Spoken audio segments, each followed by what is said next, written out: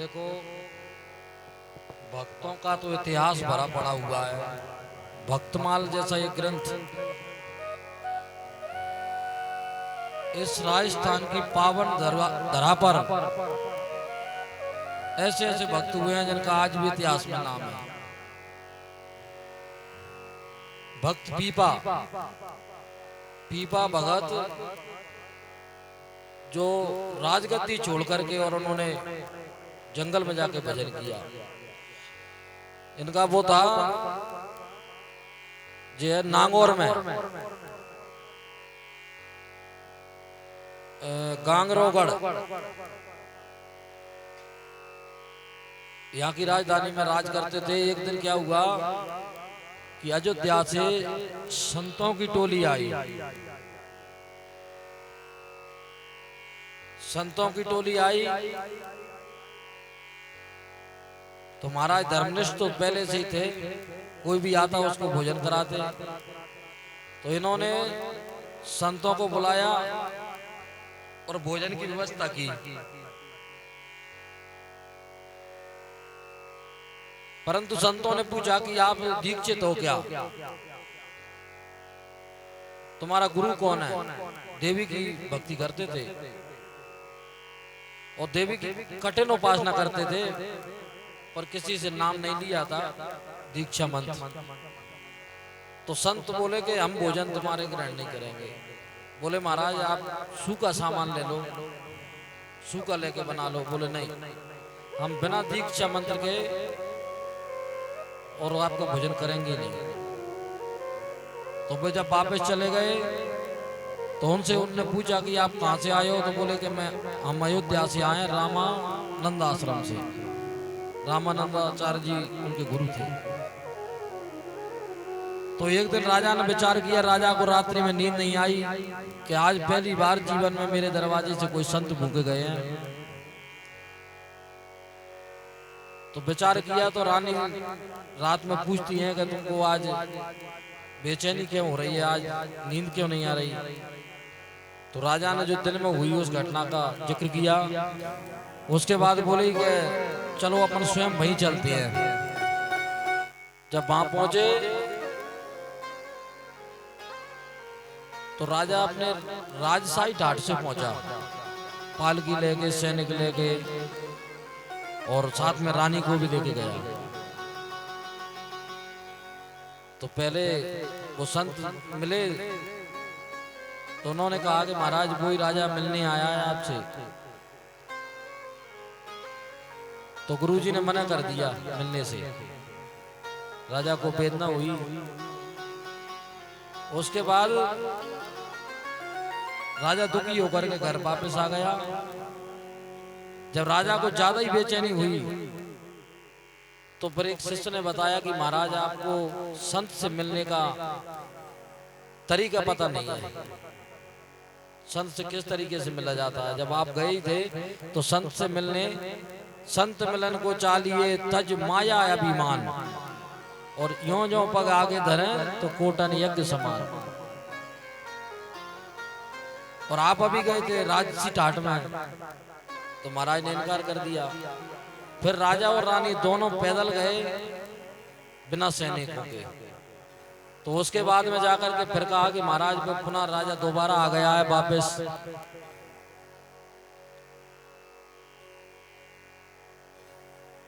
तो बोले अब की आने दें। तो शिष्य ने जाके शिष्य से कहा कि तुम जाओ और राजा से कह दो कि जाके वो सामने कुआं है उसमें गिर जाए। जब उसने जाके कहा संत ने कि गुरुजी ने तो ये कहा है कि जाके कुआं में गिर जाओ। बोले गुरुजी ने ये कहा है? बोले हाँ। तो तुरंत राजा और रानी दोनों तैयार हो गए और जैसे कुआं के घाट पे पहुंचे तो उधर एक खिड़की थी आश्रम के पास में। उससे फिर गुरुजी ने आवाज दी कि राजा रुक जा। तो पीछे मुड़ के देखा तो गुरुजी खड़े थे खिड़की में। बोले वापस आए। बोले कि मैंने तेरा पूरा परीक्षण कर लिया, अब तू इसके लायक है। उसके बाद उसको दीक्षा दी तो उसने राज को छोड़कर और सनातन की रक्षा की। आज भी इतिहास में उसका नाम है।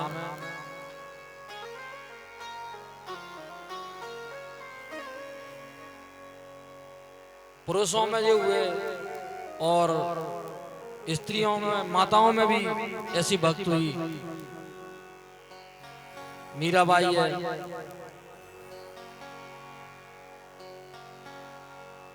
कर्मा भगत बेटी जाट की, ये सब कलयुग की घटना है। तो क्या है कि मनुष्य विचार नहीं कर रहा है। अगर विचार कर ले तो आज भी सहजता है। एक बार अगर अब महाराज द्रुपद के वंश में आगे चल के इन्हीं के वंश में हुए महाराज पृथु,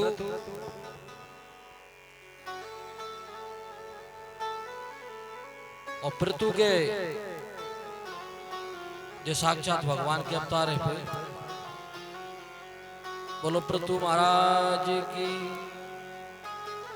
इन्होंने इस पृथ्वी पर पहले उबड़ खाबड़ थी, इन्होंने पृथ्वी को समतल बनाया। पृथ्वी अन्न नहीं देती थी और महाराज पृथु के आशीर्वाद से ही अन्न प्राप्त हुआ है, समतल करके।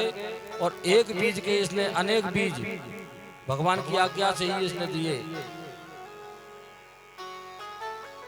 और सबने सारी चीजें औषधि इसी से ग्रहण की।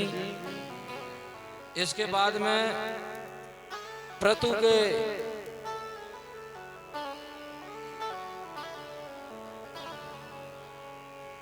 और इन्हीं वंश में धर्मात्मा राजा हुए, फिर अंग का जन्म हुआ।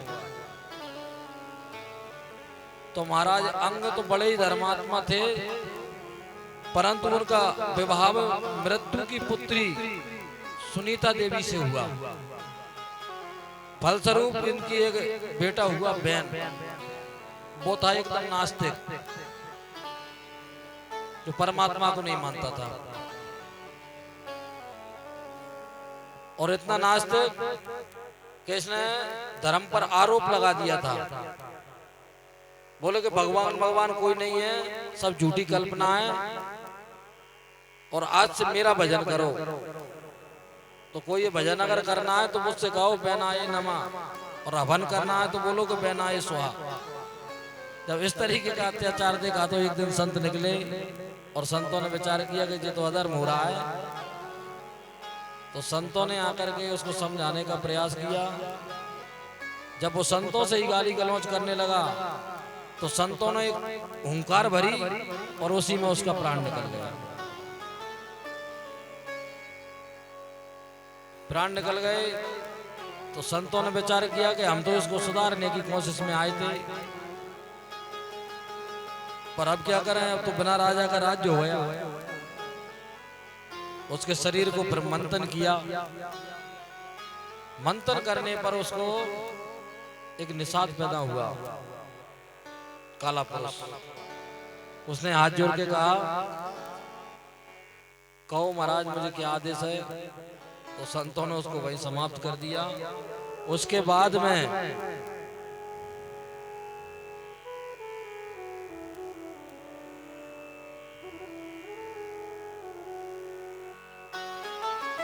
अब बैन का नाम तमाम करके संत निषाद हुआ।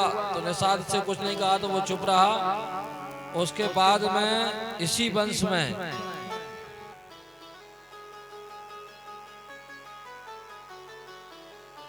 चक्रवर्ती एक सम्राट हुए,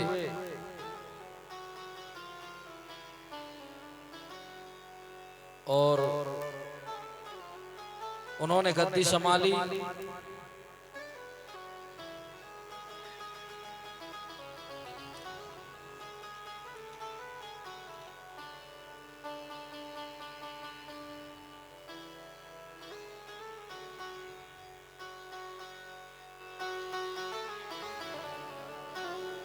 और फिर हुए महाराज प्राचीन भाई।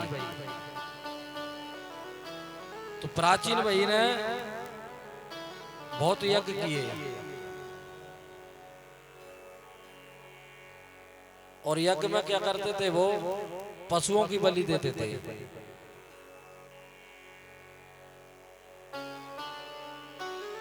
अब जीव हिंसा पाप है, जबकि हमारे शास्त्र आज भी कोई अनुमति नहीं देते कि कहीं बलि लगाई जाए। लेकिन लोग आज भी कोई देवी के नाम से, कोई कछु के नाम से बहुत बलि देता है। अहिंसा परमो धर्मो मानने वाला है वेद, और किसी की हिंसा का आदेश नहीं देगा। यदि शास्त्रों में हिंसा की बात लिखी होती तो निर्वृत्ति और प्रवृत्ति नहीं होती। ऐसे समझिए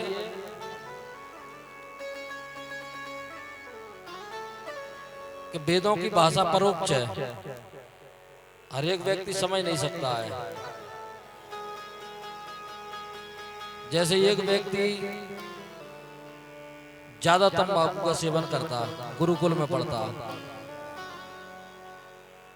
अब उसने देखा कि वो डेली ही तंबाकू खाता है और पल पल पे खाता है।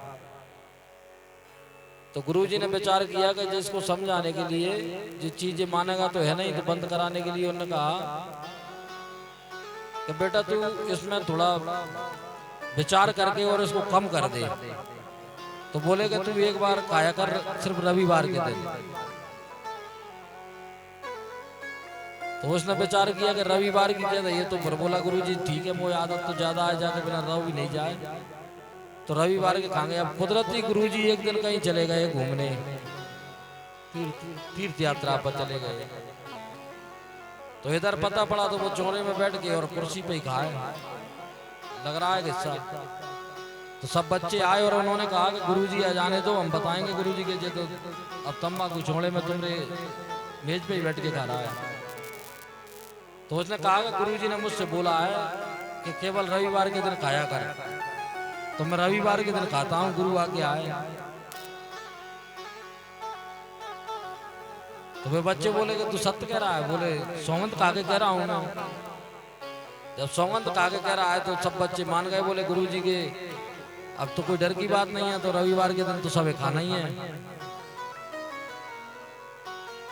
गुरुजी ने कही है। तो उसने धीरे धीरे सबरे पूरे स्कूल के जितने बच्चे थे उनको लत लगा दी। तो बोले गुरुजी ने कही है इससे बड़ा फायदा होता है और रविवार के दिन तो खाना चाहिए। तो इसका उदाहरण यही है कि वेद में कोई ऐसी चीज है, अगर कोई ज्यादा व्यक्ति हिंसा कर रहे हैं जो पहले नहीं खाने वाले थे, मांस से दूर रहते, अब कुछ खाने वाले थे, उनके पास व्यवस्था नहीं थी, तो उन्होंने कहा कि अब कहाँ जाके खाएं? बोले गांव में अगर कहीं बनाएंगे तो सारे गांव वाले कहेंगे कि ये तो दुष्ट है। तो वे कहीं बाहर जाके और कोई देवी की मड़ी या अक्सर मंदिर बाहर रहते हैं गांव से, तो उन्होंने जाके और बोले एकांत में चल के और अपन वहां खाएंगे। कोई जीव को मार के लाए और उन्होंने बनाया, 2-4 लोग होते भी हैं। तो देवी के मंदिर में बना रहे तो दूसरे लोगों ने जाके देख लिया, तो बोले क्या कर रहे हैं? अब वो क्या बताएं उनको? तो बनने कहीं जाके कहते देवी मैया पे बलि चढ़ा रहे हैं। तो बोले इससे क्या होता है? बोले देवी प्रसन्न होती है। अब वो और क्या बताते?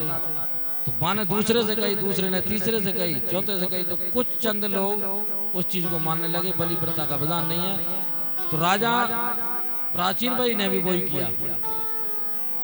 तब उनको नारद जी ने बताया कि तुम जाके देखो जो सारे तुमको किस तरीके से घूर रहे हैं, जो तुमने 100 यज्ञ में बलि दी। तो बोले जो क्यों घूर रहे हैं? बोले जो तुमसे बदला लेंगे। तो बोले महाराज जी तो पाप हो गया।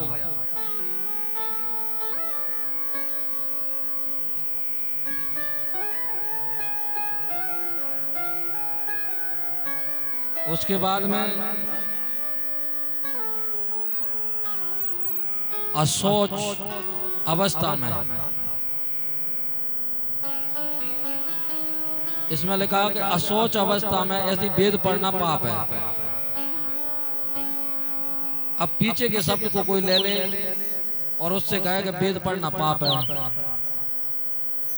तो उसमें कुछ वेदों की भाषा परोक्ष है,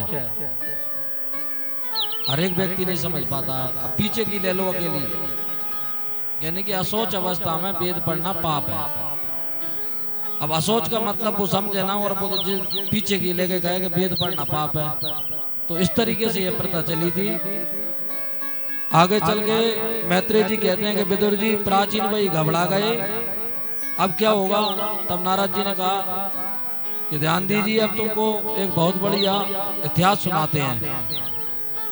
इस कहानी को अगर तुमने ठीक से समझ लिया तो तुम्हारा कल्याण हो जाएगा। तो दो मित्र थे, एक का नाम था अवज्ञात और दूसरे का नाम था पुरंजन।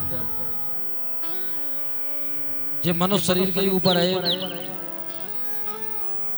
अवज्ञात जो है वो स्वयं भगवान है, परमात्मा।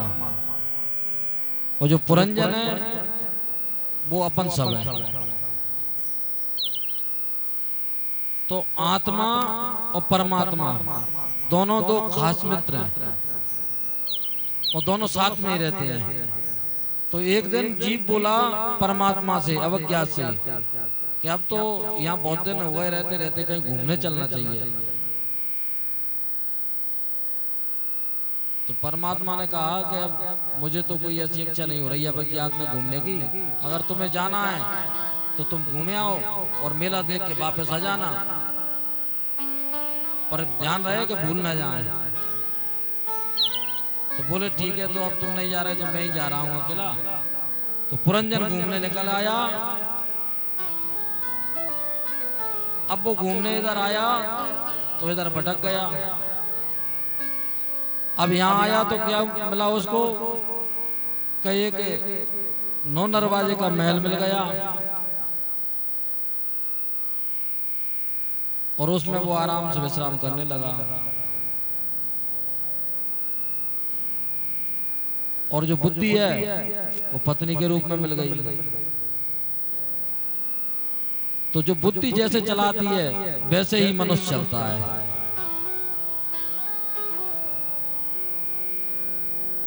अब बुद्धि में फंस करके इतना बीत गया कि वो बुद्धि जो कहते करे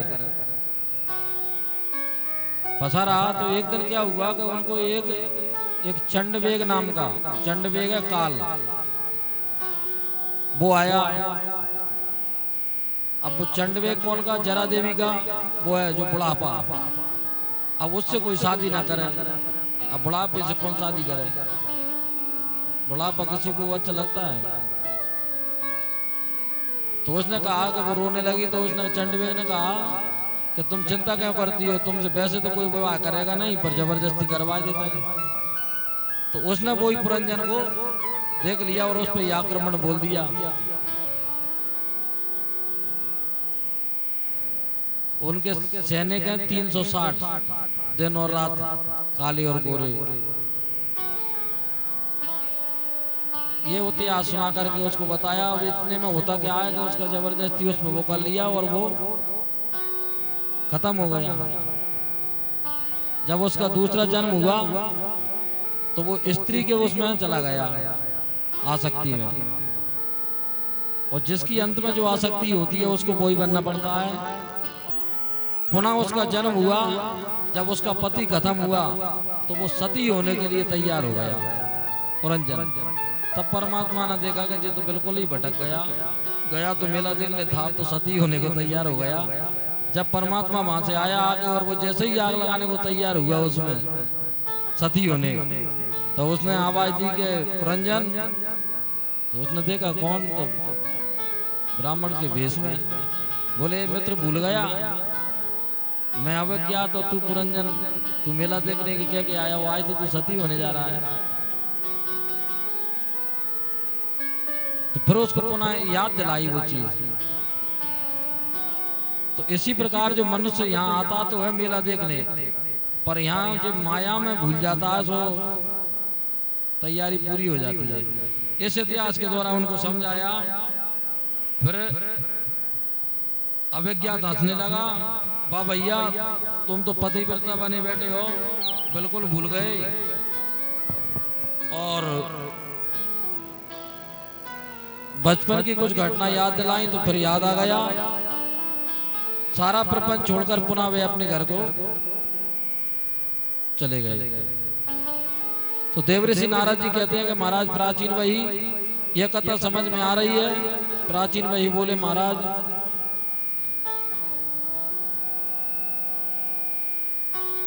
जो 84 लाख योनियां हैं, कोई चींटी बने, कोई मच्छर बने, ये सब छोटे छोटे शहर हैं।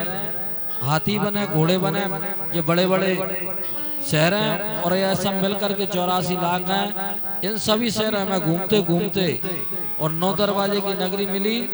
तो सब जो शहर सबको अच्छा लगा।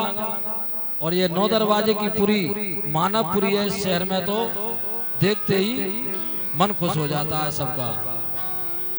बड़े भागे मानस तन पावा, सुर दुर्लभ सब ग्रंथन गावा। बड़े भागे मानुष तन पावा, सुर दुर्लभ सब ग्रंथन गावा। बड़े भागे मानुष तन पावा, सुर दुर्लभ सद ग्रंथन गावा। साधन धाम चित्र द्वारा, पाय न जई पर लोक समारा।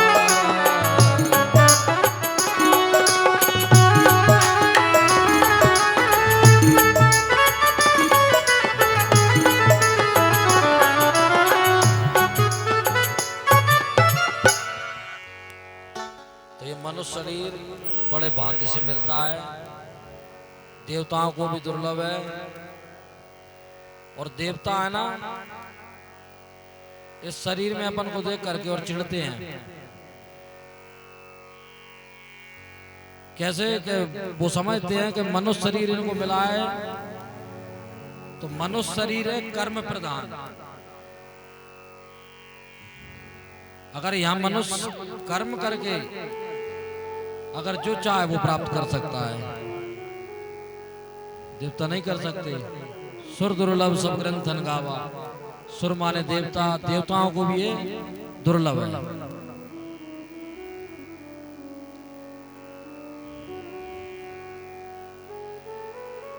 ओ माया के ओ पुजारी आगे की कुछ खबर है।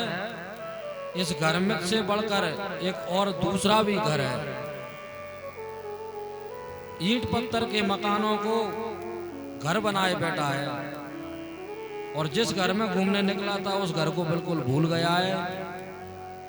जब सदगुरु का कोई आत्मबोध अगर कराया, तब जीव आत्मा परमात्मा को समझ सका। इसलिए सदगुरु भगवान कौन है? कृपा की मूर्ति। आज हमारे सामने सगुण विग्रह विराजमान है, साक्षात परब्रह्म ही तो है, जिसका आत्मबोध हमें ईश्वर के पुत्र हैं। और परंतु हम कमी कहाँ है? जैसे कल बताया आपको कि शेर के बच्चे को शेर का आवाज नहीं रहता है। अगर वो झुंड में मिल जाए तो वो अपने अस्तित्व को भूल जाता है कि मैं शेर हूं। तो हम भी ईश्वर के ही अंश हैं, लेकिन हम हमारे अस्तित्व को भूल चुके हैं। इसलिए भेड़ों की संगत को छोड़ करके और शेर बना रहना है। ऐसे ही ईश्वर के पुत्र हैं। ईश्वर अंश जीव अविनाशी, चेतन अमल सहज सुख राशि। फिर तुम्हारी सुख की राशि कहां चली गई? फिर क्या रोते हो, चिल्लाते हो? भाई शेर के बच्चे हो तो माया रूपी भेड़ के चक्कर में मत पड़ो। इन समुदाय में भेड़ बकरी तो रहती हैं, और भेड़ बकरी करती क्या है? वो हम मैं करने लगे हैं। भेड़ बकरी भी मैं करती है। तो मैंने वे किया, मैंने ये लोग मेरे हैं, ये करके सारी जिंदगी और ये जगत में फंस करके और भेड़ बन गए हैं। अजा नाम है बकरी का। जगत में कोई नहीं परमानेंट, अरे तेल चमेली ओके सावर